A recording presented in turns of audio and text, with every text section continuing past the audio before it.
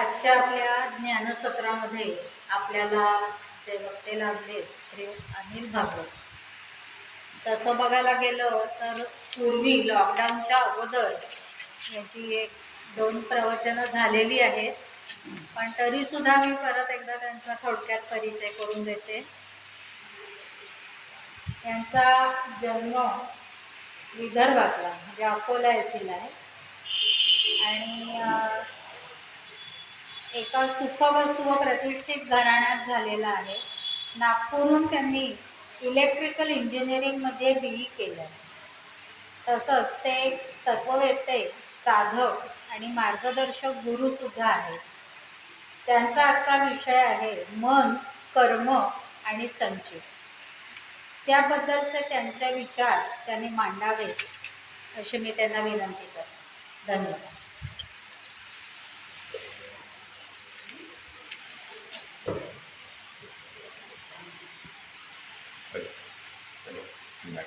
Hello hello हां, आता ठीक आहे ओके ओके.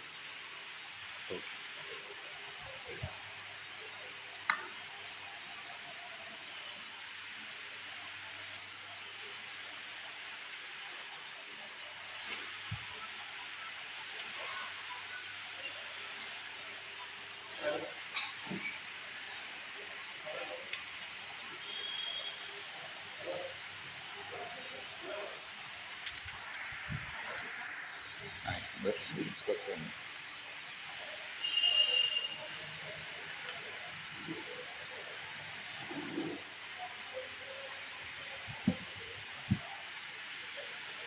सर्व कलांचा आणि सर्व विद्यांचा जो अधिपती त्या ओंकार स्वरूप गणपतीला मी सर्वप्रथम वंदन करतो. माझ्या सर्व गुरूंचे स्मरण करून मी त्यांना वंदन करतो. सरस्वती मातेला मी वंदन करतो. इथे उपस्थित सर्व श्रोत्यांना मी वंदन करतो आणि माझे मन, कर्म आणि संचित या विषयावरचे विचार आपल्यासमोर मांडतो. प्रथम मी आपणा सर्वांचे एक माफी मागतोय, कारण इथे एका तासातच मला सर्व काही सांगायचं आहे.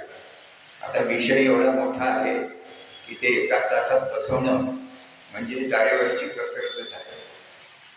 पण मी प्रयत्न करतो जितकं मला सांगता येईल तेवढं सांगायचं. आता मन म्हटलं की मनाचे श्लोक सगळ्यांना आठवतात. समर्थ रामदासांच्या दोन श्रेष्ठ रचना ज्या आहेत त्या म्हणजे एक दासबोध आणि दुसरं मनाचे श्लोक. आता दासबोध जे आहे त्याला आपण सोन्याची खाण असं म्हणू शकतो, पण मनाचे श्लोक मात्र अस्सल सोनं आहे.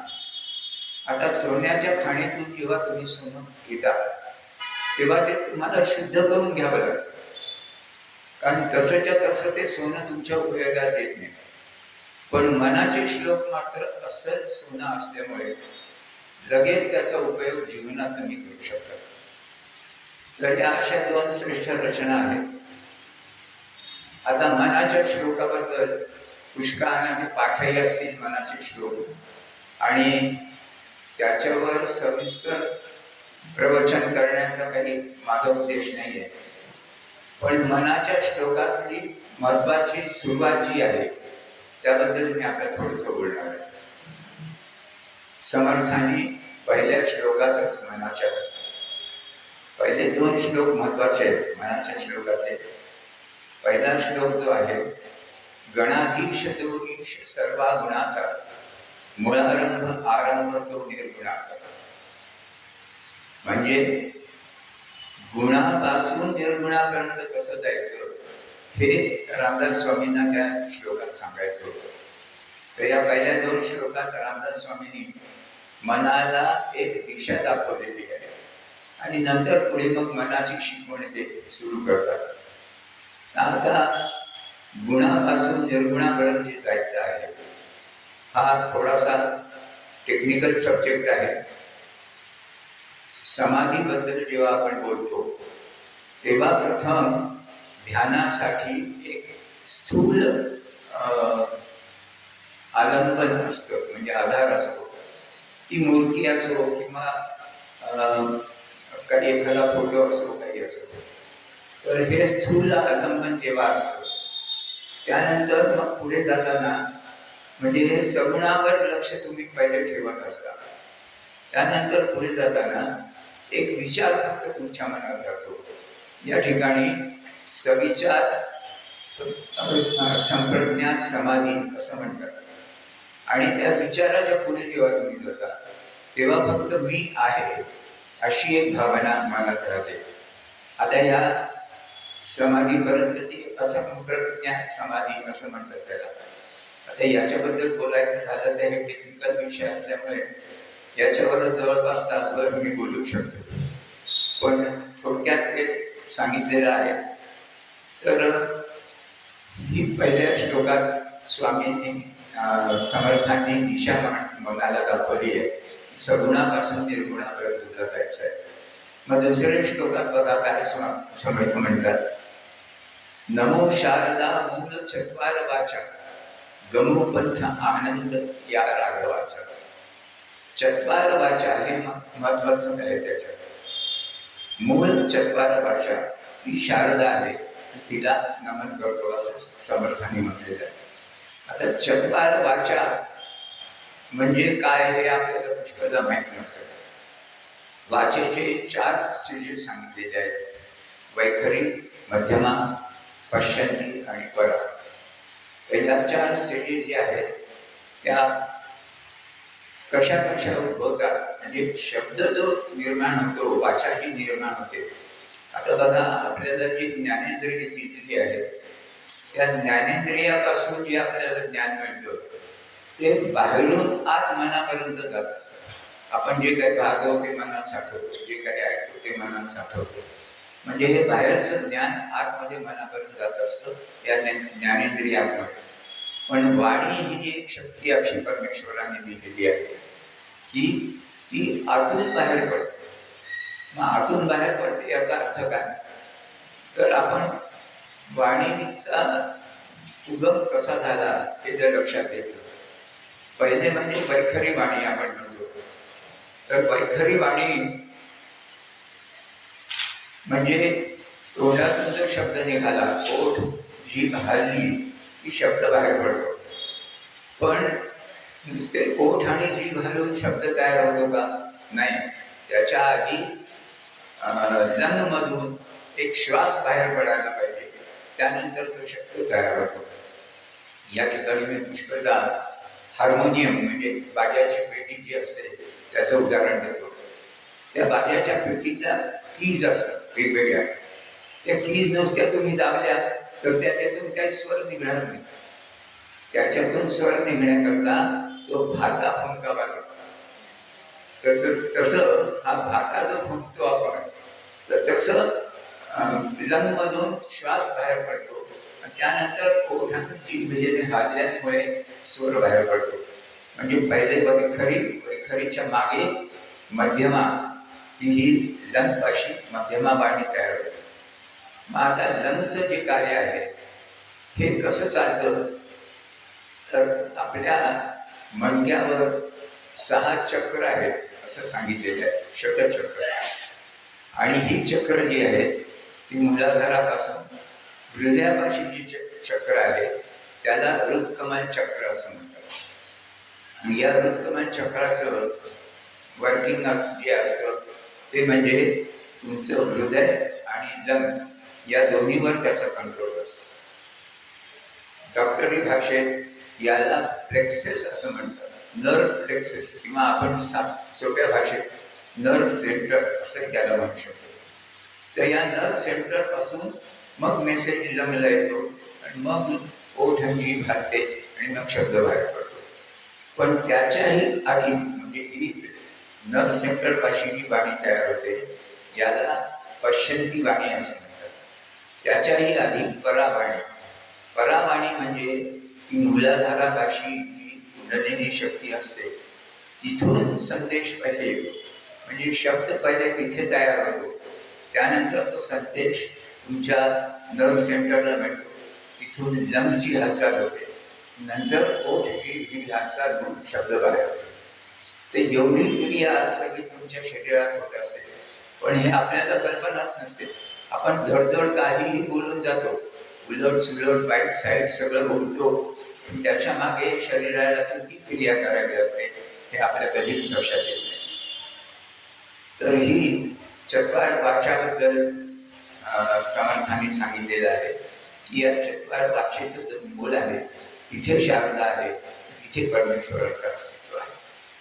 यानंतर मग समर्थ मनाची शिकवण सुरू करतात. शिकवणीत समर्थ म्हणतात, मना सज्जना भक्ती पंथेची जागे, तरी श्री हरी बागीची तो स्वभाव. जनी निंद्यते सर्व सोडून द्यावे, जनी बंधते सर्व भावे करावे. आता बघा, जनी निंद्यते सर्व सोडून द्यावे असं म्हटलेलं आहे समर्थांनी, आणि बंधते सर्व भावे करावे असं म्हणतात. आता निंद्य म्हणजे काय आहे? जनात निंद्य जी गोष्ट आहे त्याला मी पाप करणं असे म्हणू शकतो, आणि बंध्य जी गोष्ट आहे त्याला मी पुण्य करणं असं म्हणतो. आता पाप पुण्याची परिभाषा करायची झाली तर मी असं म्हणेन, पुण्य पर उपकार, पाप ते परपीडा. म्हणजे दुसऱ्याला जेव्हा तुम्ही त्रास देता ते पापकर्म आहे, आणि दुसऱ्यावर जेव्हा तुम्ही परोपकार करता ते पुण्यकर्म आहे. तर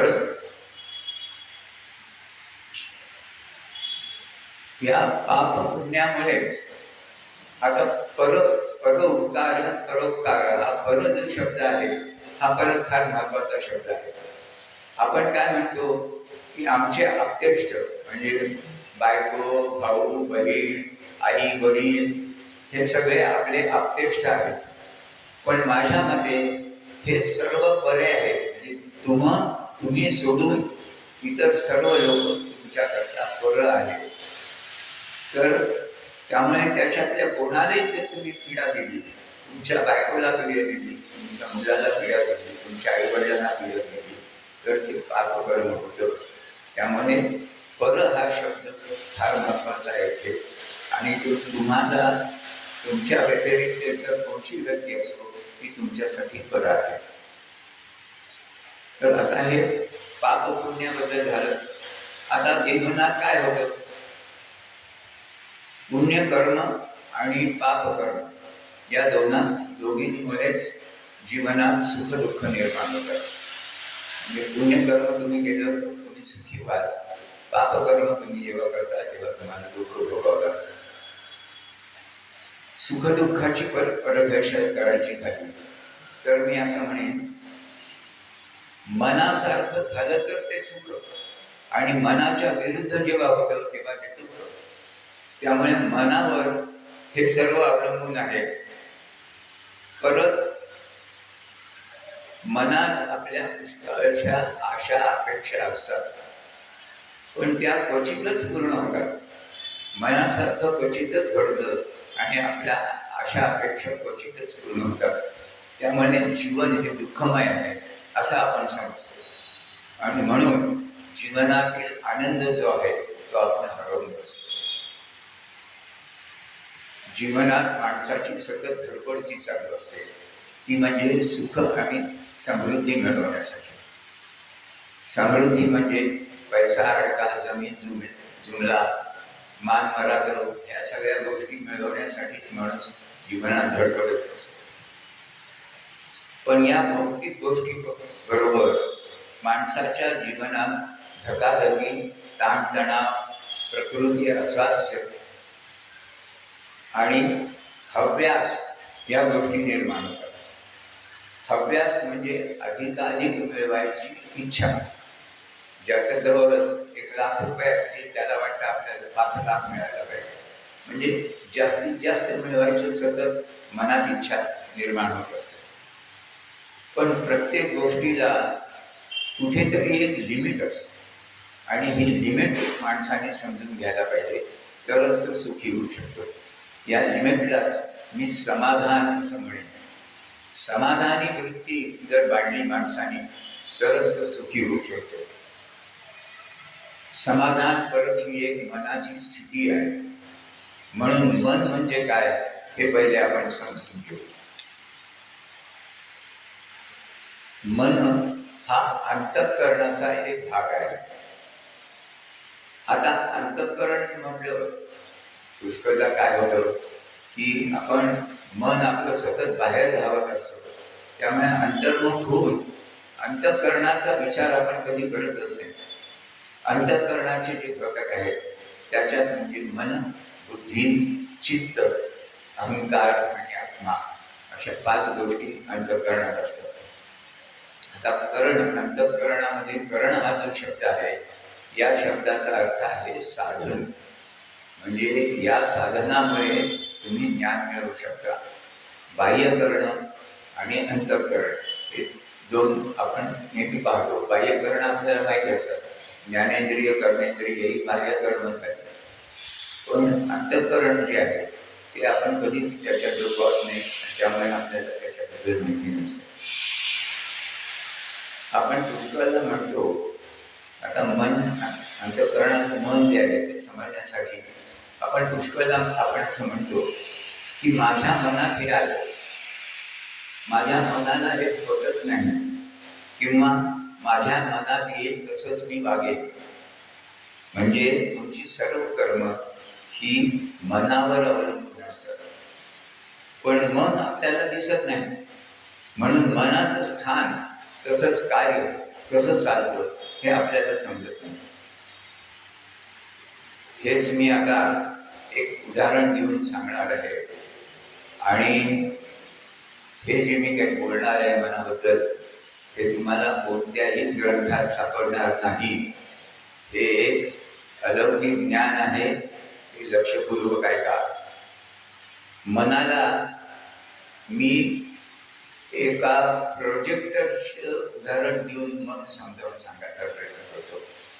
प्रोजेक्टरमध्ये काय असतं, आता आजकाल सगळं डिजिटल झालेलं आहे, पण पूर्वी जे सिनेमात प्रोजेक्टर असायचा त्याची घटना कशी असायची, त्याच्यात एक दिवा असतो, एक फिल्म असते आणि ती फिल्म फिरत असते. ते फिल्म फिरवणारं एक मशीन असतं. मग त्यानंतर त्या फिल्ममध्ये जी चित्र आहेत ती चित्र समोर पडद्यावर उमटतात आणि मग आपल्याला तो सिनेमा दिसायला. आता यातला हा जो दिवा आहे तो म्हणजे तुमचा आत्मा आहे. तिथून एनर्जी सोर्स तुम्हाला मिळत असतो. ही फिल्म जी आहे ही म्हणजे चित्त आहे. या फिल्मवरती वेगवेगळी चित्र असतात, म्हणजे त्या चित्ताच्या ज्या वृत्ती असतात त्या वृत्ती वेगवेगळ्या, ती फिल्म जशी सरकते तशा त्या वृत्ती वेगवेगळ्या तयार होत असतात. आणि या वृत्ती जेव्हा पडद्यावर पडतात, जेव्हा ते चित्र पडद्यावर पडतं, पडदा म्हणजे तुमची बुद्धी आहे, या बुद्धीत जेव्हा त्या वृत्तीचं हे होतं, संस्करण होतं, तेव्हाच तुम्हाला त्या गोष्टीचं ज्ञान होतं. म्हणून आता या गोष्टी बघा, एक दिवा आहे, एक फिल्म आहे, त्या फिल्मला फिरवणारं एक मशीन आहे. बरं, सिनेमाचं प्रोजेक्टरमधलं मशीन जे असतं ते फिल्मला एकाच डायरेक्शनमध्ये फिरवत राहतं. म्हणजे एक चित्र झालं की दुसरं, दुसरं, तिसरं. पण मन हे एक मशीन असं आहे की ते त्या फिल्मला उलटसुलट फिरवू शकतं. म्हणजे संकल्प विकल्प करणं हे मनाचा जो धर्म आहे तो काय करतो की त्या वृत्ती उलटसुलट, म्हणजे मनात एक विचार आला की मला हे करायचं आहे, तर लगेच दुसऱ्या क्षणात विचार येतो, अरे मला हे जमेल का नाही जमणार, हे नाही जमलं तर काय अर्थ आहे हे करण्यामध्ये. म्हणजे स्वतःच्याच विचाराच्या विरुद्ध विचार मन पुष्कळदा करत असतं. हे संकल्प विकल्प याला म्हणतात. आता हे संकल्प विकल्प करणारं मन म्हणजे फिल्मला उलट सुलट फिरवणारं मन हे आपल्या देहाच्या दृष्टीने जर आपण पाहिलं तर हृदयाच्या ठिकाणी हे मन असतं. आता हृदयाचं कार्य कसं असतं बघा. हृदय एकदा तुमच्या शरीरातलं अशुद्ध रक्त ओढून घेतं आणि मग ते अशुद्ध रक्त लंगकडे पाठवतं. लंगमध्ये ते शुद्ध रक्त होतं. ते शुद्ध रक्त परत हृदयात ओढलं जातं आणि हृदयातून ते परत शुद्ध रक्त पूर्ण शरीरावर पसरलं जातं. तर हे हे कार्य म्हणजे आता हे हार्ट काय करतायत, एकदा रक्त ओढून घेत आहेत शरीरात आणि एकदा रक्त शरीरात पसरवत आहेत. म्हणजे उलट सुलट क्रिया ही आहे. आणि यामुळे काय होतं की तुमची नाडी जी आहे, तिचा रक्तप्रवाह जो आहे तो एक नळातून येणाऱ्या पाण्यासारखा नसतो, तो लाटांसारखा असतो. म्हणजे मध्ये लप धप असा तो आवाज त्या हार्टचा असतो आणि तुमची नाडी जी असते तिची ठोके, वेगवेगळे ठोके तुम्हाला ऐकू येत असतात. तर हे हार्ट जे आहे ते मन आहे असं मी म्हणतो.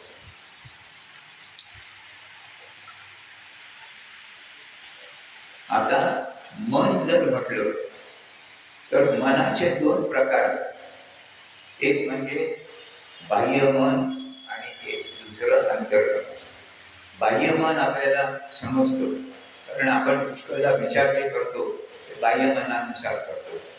बाह्य मन जे आहे हे तुमच्या देहाशी निगडित आहे आणि अंतर्मन जे आहे ते सूक्ष्म देहाशी निगडित आहे. आता सूक्ष्म देह, स्थूल देह. स्थूल देह तर आपल्याला माहीत असतो, आपण आरशात पाहतो तेव्हा आपल्याला सगळे देहाचं ज्ञान होतं. पण सूक्ष्म देह काय आहे हे आपल्याला माहीत नसतं. माझ्या मते सूक्ष्म देह म्हणजे तुमच्या शरीराच्या भोवती असणारं विद्युत आवरण, इलेक्ट्रिकल फील्ड, याला मी सूक्ष्म देह म्हणतो. यालाच टेक्निकल भाषेत ऑरा असंही म्हणतात. आणि या ऑरामुळे मग तुमच्या शरीरात वेगवेगळे रोग, राई किंवा हे जे व्हायचे की त्या ऑरामध्ये पहिले बदल होतात, मग त्यानुसार तुमच्या शरीरात बदल होतात. तर हे ऑरा आणि ऑराबद्दल, इलेक्ट्रिकल फील्डबद्दल बोलायचं म्हटलं परत वेळ लागेल.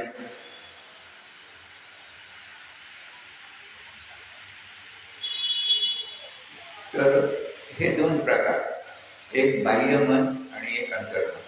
आणि अंतर्मन हे सूक्ष्म देहाशी निगडित असल्यामुळे आता अंतर्मनाबद्दल परत एक गोष्ट सांगावीशी वाटते. अंतर्मन समजावून सांगताना मी एक दोन उदाहरणं इथे देऊ इच्छितो. एक म्हणजे पुष्कळदा बघा, हा सामान्य अनुभव आहे, पुष्कळ लोकांना हा अनुभव आला असेल. एखाद्या दिवशी सकाळीच तुम्हाला पहाटे अगदी गाडी पकडायची आहे, मग तुम्ही काय करता, 4 वाजता उठायचं आहे म्हणून अलार्म लावून ठेवता आणि तुम्ही झोपता.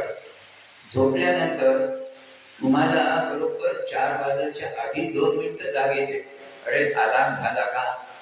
आता ही जाग कशी काय येते, कोण उठवतं तुम्हाला? हे उठवणारं तुमचं अंतर्मन आहे.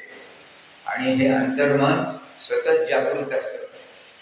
या अंतर्मनालाच इंग्रजीत सबकॉन्शियस माइंड असं म्हणतात. आणि सबकॉन्शियस याचा अर्थ अर्धजागृत. पण हे अंतर्मन जर तुम्ही पूर्ण जागृत करू शकाल तरच तुम्ही परमेश्वर शक्तीशी एकरूप होऊ शकता आणि त्या परमेश्वराच्या कृपेचा लाभ तुम्हाला मिळू शकतो. म्हणून अंतर्मनाला कशी शिकवण द्यायची, हे बाह्य मनाकडून अंतर्मनाकडे कसं जायचं, हा एक साधनेचा प्रकार आहे.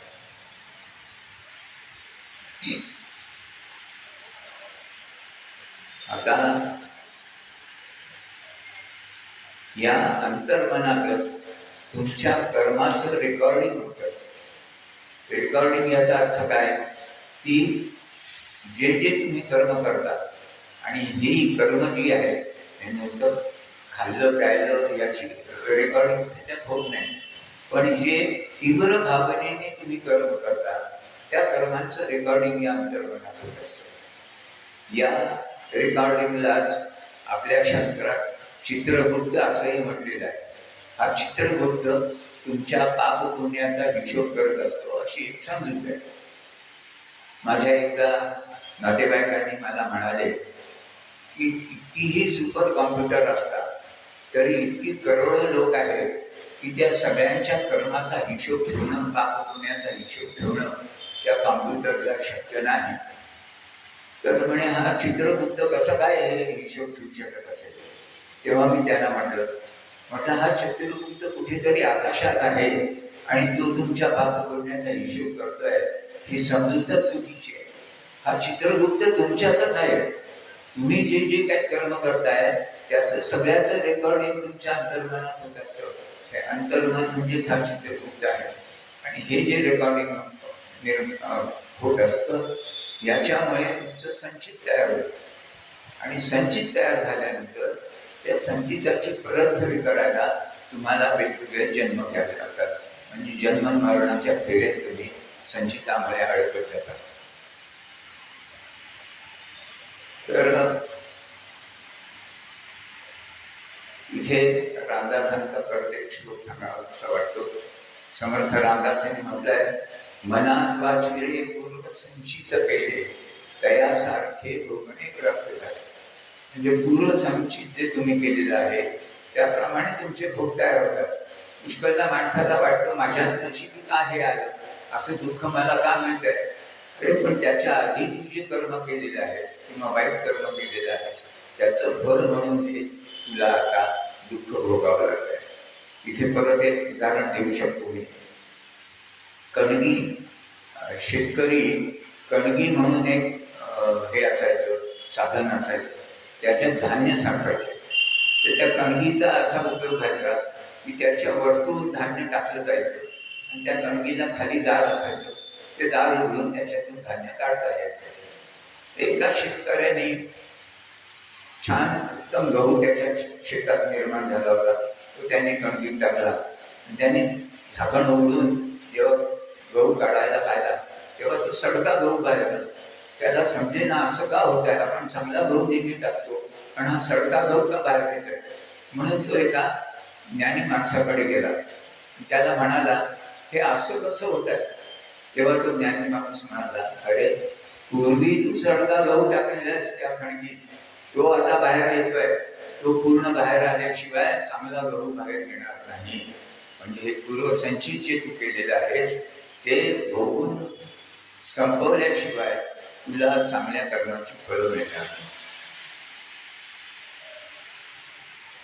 आता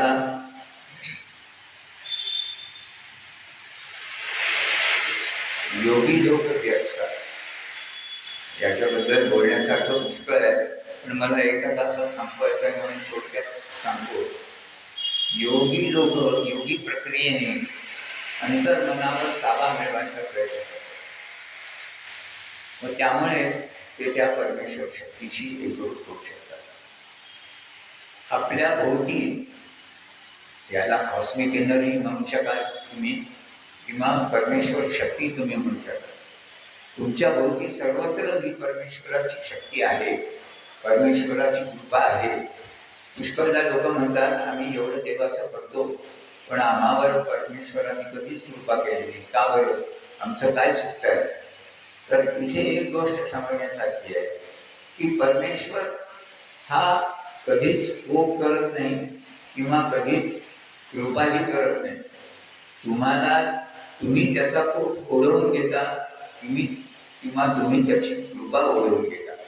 आता हे कसं, आता तुमच्या भोवती परमेश्वराची सर्वत्र कृपा आहे, कॉस्मिक एनर्जी सर्वत्र आहे.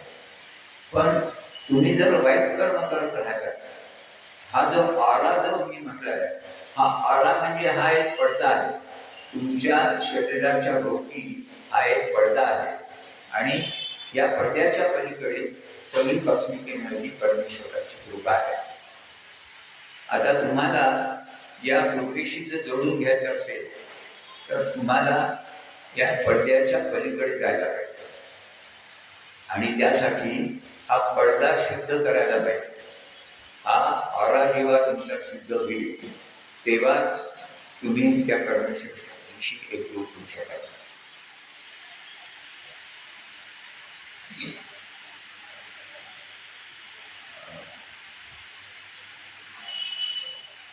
आता या ऑराबद्दल परत थोडक्यात सांगतो कारण तो विषय परत वाढत जाईल. या ऑरामध्ये वेगवेगळी रंग असतात आणि तुमच्या मनात ज्या वृत्ती किंवा जे भाव भावना निर्माण होतील त्याप्रमाणे हे रंग बदलत जातात. आता या ऑरामध्ये ऑराची फोटोग्राफी सुद्धा करायचं एक शास्त्र आहे, त्याला ब्रिलियंट फोटोग्राफी असं म्हणतात. त्या ब्रिलियंट फोटोग्राफीने तुमच्या ऑराची फोटोग्राफी ते करू शकतात. आणि या ऑरामध्ये या सूक्ष्म देहामध्ये जेव्हा काही बदल होतील ते बदल मग तुमच्या शरीरानंतर दिसायला लागतात. इथे रशियन लोकांनी एक सायंटिस्ट लोकांनी एक प्रयोग केला होता, त्याबद्दल सांगावंसं वाटतं. त्यांनी एका कळीचा फोटो काढला. क्रिलियन फोटोग्राफीप्रमाणे त्यांनी एका कळीचा फोटो काढला आणि तो फोटो ही जुनी गोष्ट आहे.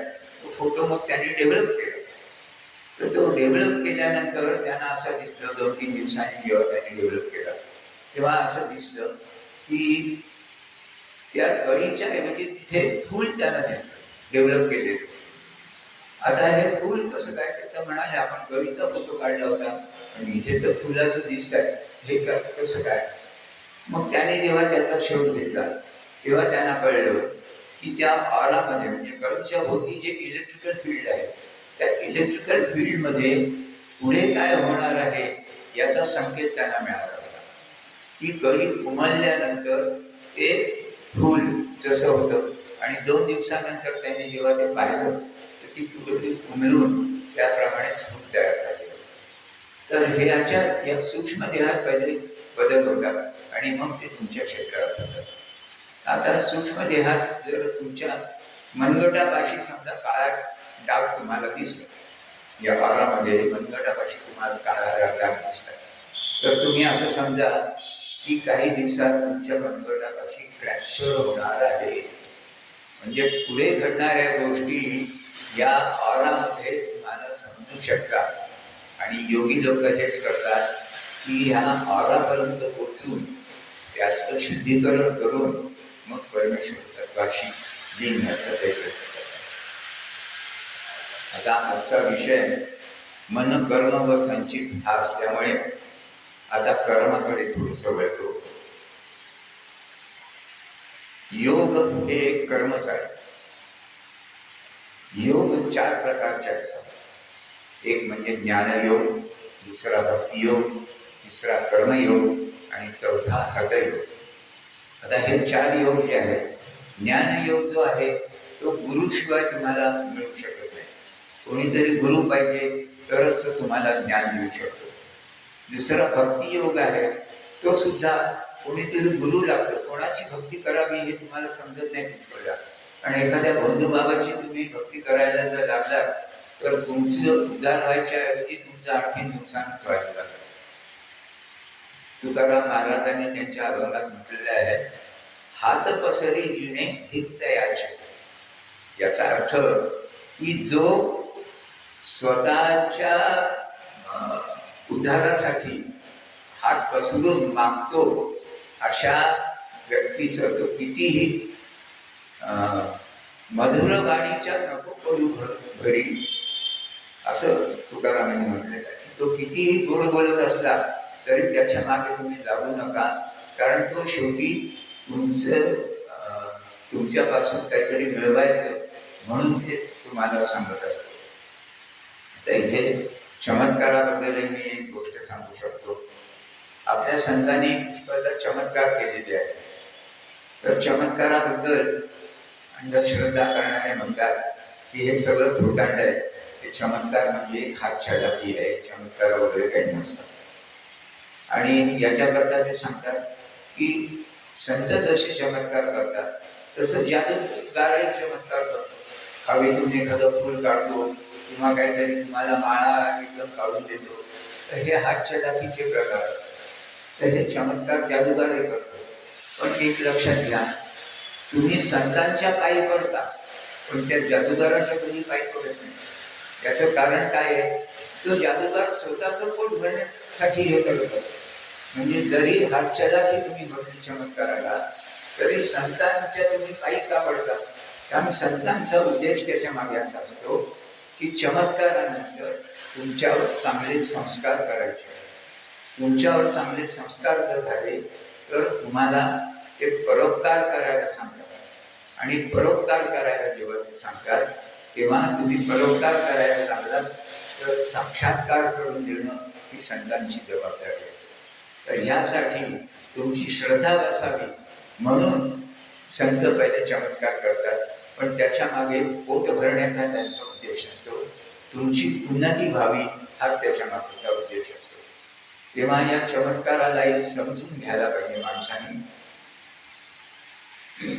तर हे ज्ञानयोग झाला. भक्तियोगात परत भक्ती कोणाची करायची समजत नाही.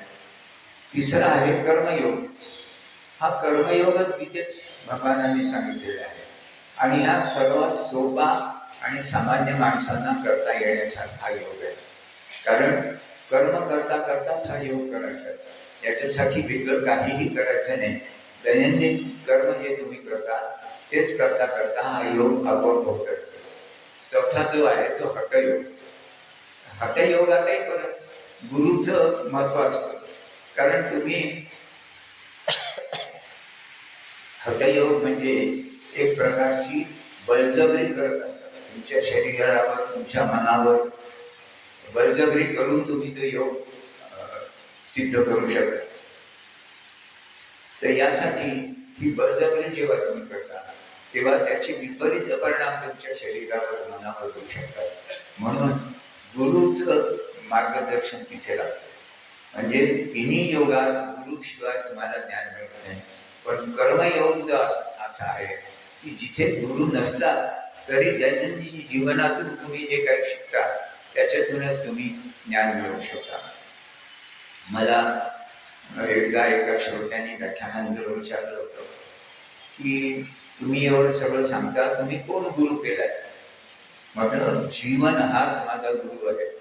कारण जीवनातून आपण पुष्कळ काही शिकू शकतो.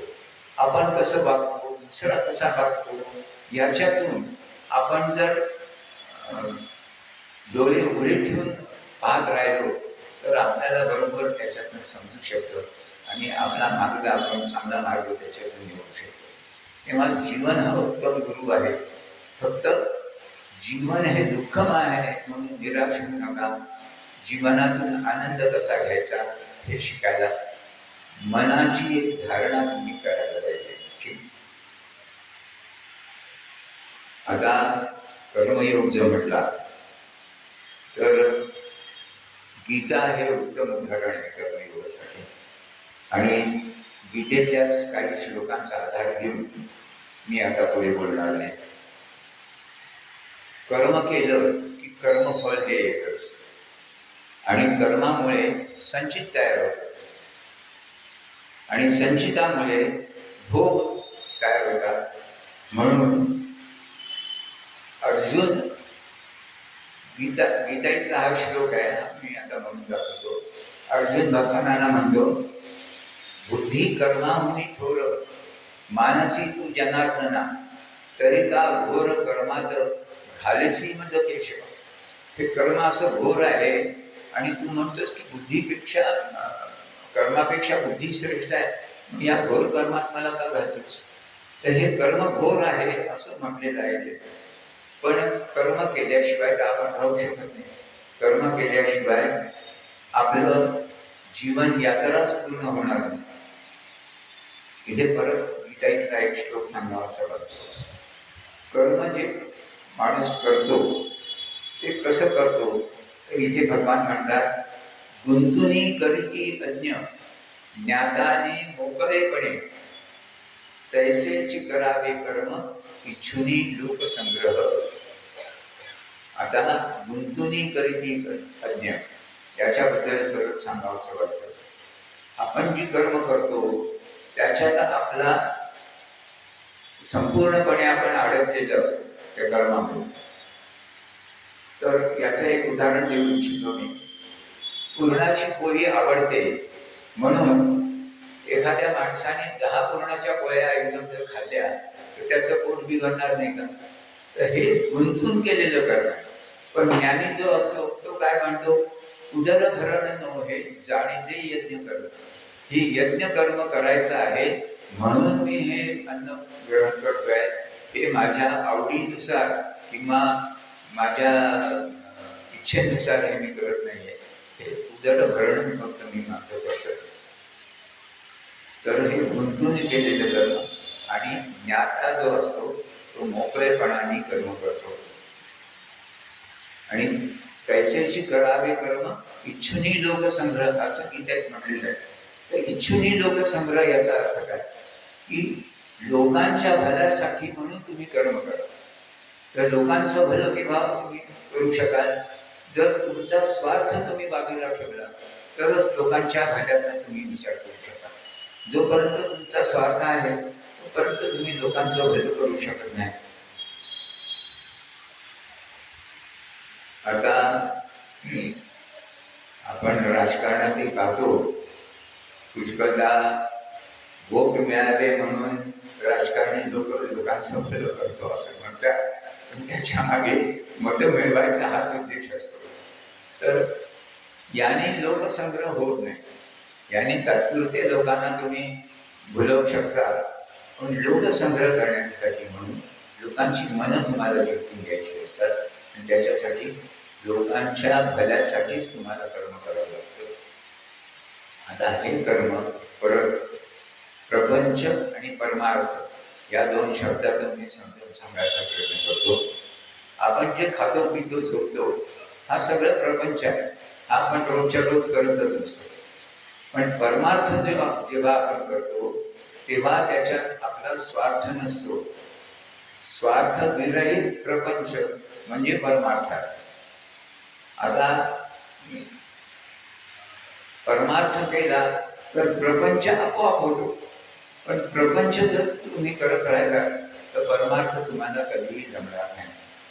इथे परत एका शेतकऱ्याची मक्याची शेती करणाऱ्या शेतकऱ्याचं उदाहरण मी इथे देतो. तो शेतकरी उत्तम प्रकारे मक्याची शेती करायचा आणि त्याचं बियाणं तो आजूबाजूच्या लोकांना द्यायचा. एकदा काही लोक त्याच्याकडे आले. त्याला म्हणाले अहो तुम्ही इतकी छान शेती करता आणि हे बियाणं तुम्ही सगळ्या आजूबाजूच्या शेतकऱ्यांना देता. यामुळे म्हणे तुमची कॉम्पिटिशन वाढेल. ते शेतकरी चांगलं मक्याची शेती करायला लागतील आणि तुम्हाला त्याच्यात नुकसान होऊ शकेल.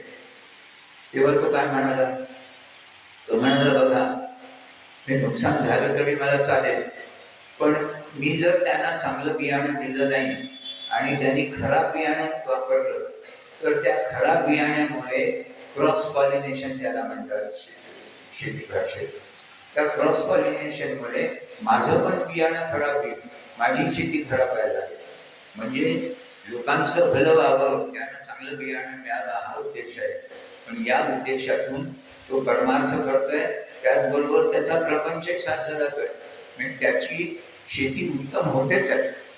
तर असं होतं की परमार्थ तुम्ही करायला लागला तर प्रपंच आपोआप तुमचा चांगला व्हायला लागतो. थोडक्यात काय आहे तुम्ही प्रपंच करा की परमार्थ करा कर्मफळ हे तुम्हाला मिळणार. आता कर्माचे 3 प्रकार सांगितलेले आहेत. कर्म समजून घेण्यासाठी हे 3 प्रकार समजणं महत्वाचं आहे. पहिला प्रकार जो आहे ते त्वरित फल देणारं कर्म. दुसरा प्रकार जो आहे ते उशिराने फल देणारं कर्म आणि तिसरा प्रकार जो आहे तो अनिश्चित काळाने फल देणारं कर्म. आता त्वरित फल देणारं कर्म म्हणजे काय आपल्याला भूक लागली आपण अन्न ग्रहण केलं आपली भूक शांत झाली त्वरित फल मिळालं तर हे त्वरित फल देणारं कर्म आहे.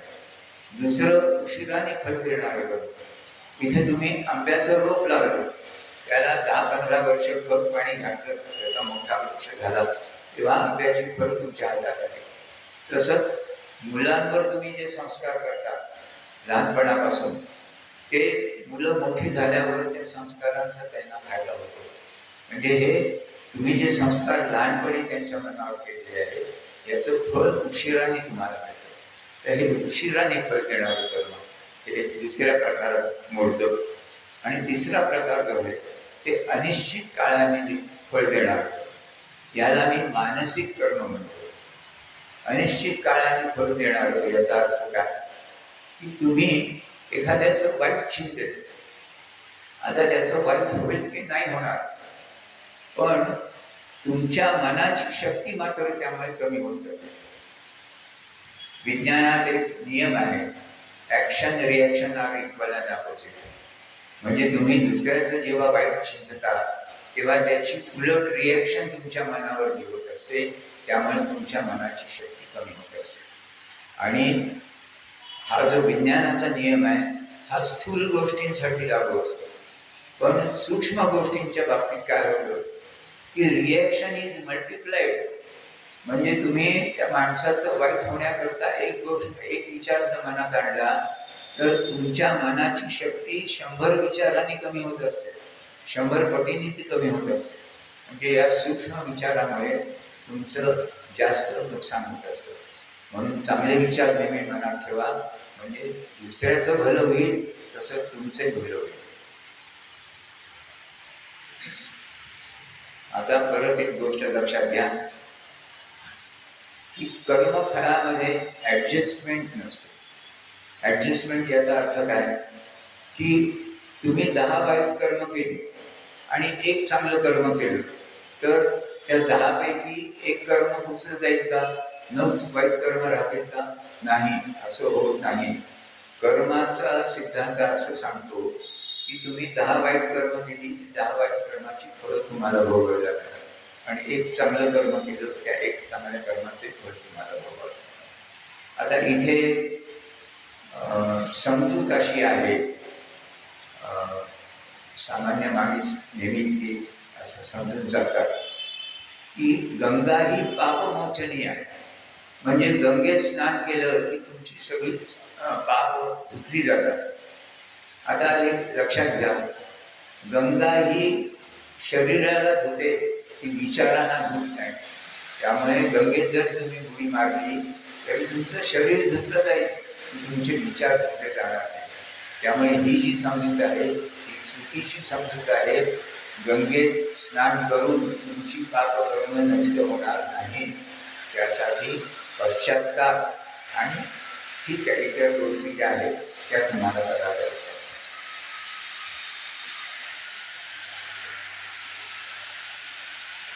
आणि गंगेत स्नान करून जर सर्व पापकर्म धुतली गेली असती तर आतापर्यंत करोडो लोक पुण्यवान झाले असते.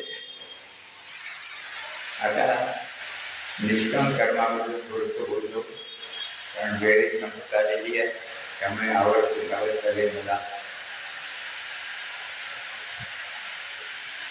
निष्काम कर्माबद्दल एक वेगळा विचार मी आज मांडणार आहे. निष्काम कर्माबद्दल एक सामान्य समजूत अशी असते की फळाची अपेक्षा न ठेवता केलेलं कर्म म्हणजे निष्काम कर्म. पण फळाची अपेक्षा तुम्ही ठेवा किंवा नका ठेवू, कर्म केलं की त्याचं फळ तुम्हाला मिळणार. मग निष्काम कर्म केव्हा होऊ शकेल? जर तुम्ही कर्म केलं आणि त्याचं फळच नाही तुम्हाला मिळालं तर ते फळ निष्काम कर्म होऊ शकेल. मग त्यासाठी परत गीतेतला एक श्लोक सांगावासा वाटतो. गीतेतल्या श्लोकात म्हटलाय भगवानाने, इंद्रिये मानाली थोर, मन थोर त्या होणे, बुद्धी थोर मना होणे, थोर प्रेमी तो प्रभू. आता याच्यात कर्माच्या 4 स्थिती भगवानाने सांगितलेल्या आहेत. इंद्रिये मानाली थोर म्हणजे इंद्रिया चांगली असल्याशिवाय तुम्ही कोणतंच कर्म करू शकणार नाही. तुमचे जर हातपाय ठीक चालत नसतील तर तुम्ही प्रवासाला जाऊ शकणार नाही, चालू शकणार नाही, काय करू शकणार नाही. तेव्हा इंद्रिय चांगली तुमची असतील तरच तुम्ही चांगलं कर्म करू शकाल. म्हणून इंद्रिय मानारी थोर. पण इंद्रियजन्य कर्म जे आहे ते थोर आहे का? नाही. कारण त्याच्या मागे मन जोपर्यंत तुम्ही लावत नाही तोपर्यंत ते कर्म चांगलं होत नाही. आता बघा एक साधं उदाहरण, तुम्ही रस्त्याने चाललात, समोरून ओळखीची व्यक्ती येते, ती तुम्हाला नमस्कार करते, तुम्ही त्यांना नमस्कार करता, पण तुम्ही तसेच पुढे जाता. दुसऱ्या दिवशी ती व्यक्ती तुम्हाला भेटते, म्हणजे अहो काय आपण इतके मित्र वर्ष 1500, पण तुम्ही काहीच नाही, नुसतं बोलला, तुम्ही नुसतं नमस्कार हात कर केला तर वरती निघून गेला, काही बोलला नाही माझ्याशी. मग ही गेले, मग ते तुम्ही केव्हा मला भेटला होता, तुम्ही भेटलात हे मला माहीतच नाही. आता हे का झालं? कारण ते मन त्याच्या तिथे नव्हतं, तर मनात दुसरे विचार होते. त्यामुळे नमस्कार त्यांनी केला, डोळ्यांनी पाहिलं त्या व्यक्तीने नमस्कार केला, हात वर केला, हाताने कर्म केलं की ठीक आहे बरं, तुझ्या नमस्काराला मी प्रतिसाद देतो. हे इंद्रियाने कर्म केलं, पण त्याच्या मागे मन नव्हतं.